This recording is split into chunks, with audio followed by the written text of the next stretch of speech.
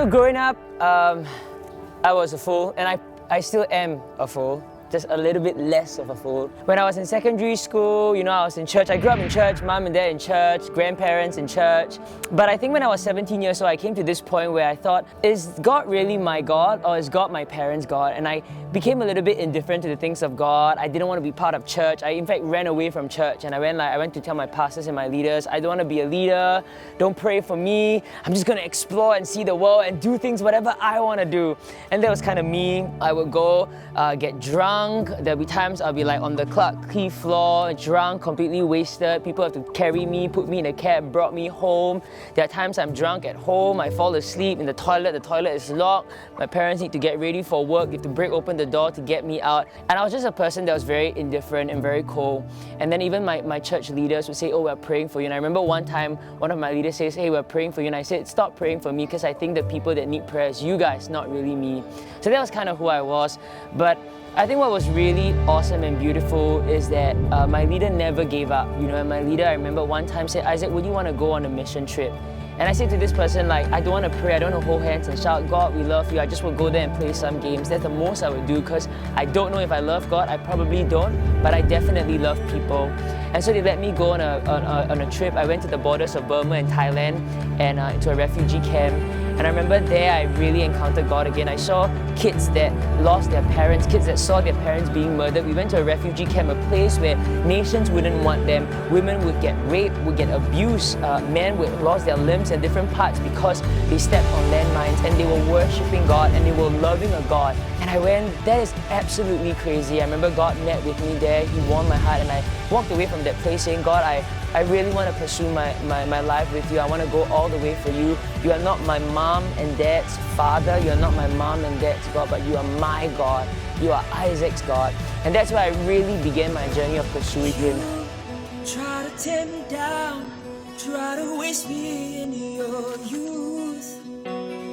You try to drown me out with your lies and half-told truths. But So when I was 14 years old, God gave me a media dream. I remember I saw myself playing Christian music on the radio. At that point in time, I just felt God was calling me to bring love, hope, and truth through the media. So from 14 all the way to 30, I would go and try to go for a lot of auditions, but I always get rejected. They'll say, you're too short, the girl is taller than you look very weird, you're so dark skinned, you don't look Chinese, you know, but you're Chinese, you cannot speak, all these kind of things. And years of rejection, and out of like 15 years or 16 years, I've only done really 5 jobs. And it was really humbling for me, I think, when you receive this huge call that God's going to use you in the media, and then all you do is like really minimal work. I questioned a lot.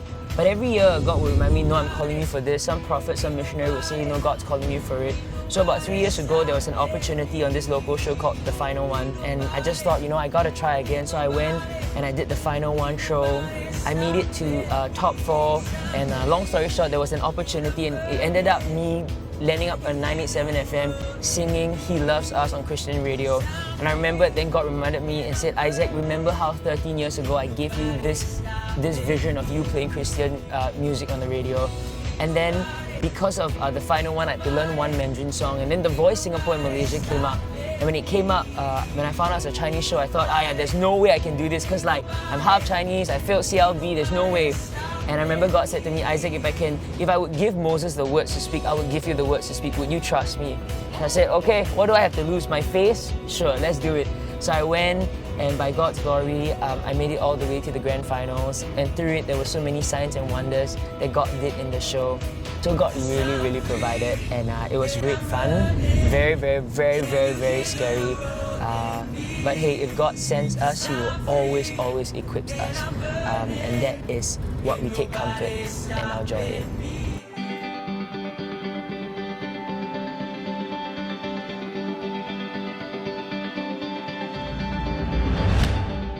I understand that the walk that I'm taking is not conventional, and there are many days and many times I just always wonder, am I doing it right? Should I be doing this? Should I be building my own kingdom? Should I be building my own life? What about me? But I find like that as I pursue Him and as I chase after Him, there's a strange peace to it. and I know that He will provide. And I've always seen that through miracles time and time again. And I think for me, I don't get to earn tons of money. But what I really do enjoy is I do have that time to have the liberty to do what, I really want to get to do. And I feel like that's what I really appreciate. That my 20s all the way to 30s, I really served God the best I could. I pursued His projects, I pursued His people, I served the church, I served the community, I served the media, bought ice cream for foreign workers, bought roses for the prostitutes in Geylang, gave free rides to people in a time that people were just complaining about things, doing a couple of just different things.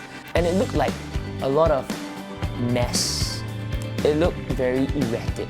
But then I read the Bible and I go, hey, one day God is like asking Peter to walk on water, another day He's like feeding the poor with the 5 loaves and 2 fishes, and He's like, He just like, wherever God leads me, wherever the presence go, I just want to go, for that. I think sometimes we look at people that do God's will, we go, they must be pastors, they must be holy, they must be anointed, and it's like, no, when we do that divide, we give ourselves an excuse to not live like that. But what God is searching for is laid down ladders. He's not looking for people who have abilities, He's looking for people who truly are available.